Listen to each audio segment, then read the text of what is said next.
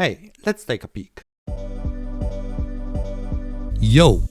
As no video appeared recently on my channel and I'm not too active on my Discord, I decided to show off my recent projects I'm working on.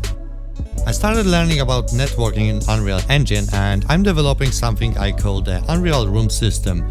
It's gonna be a software to create virtual meetings. For now, it's only possible to somewhat edit the room because the harder part, which is the communication between clients and server, is something I need to learn while doing it on my project.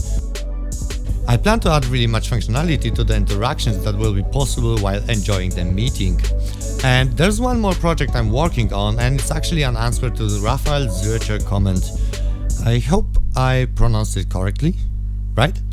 You asked me for creating some more advanced measures like 3D shapes and so on, and I took the challenge.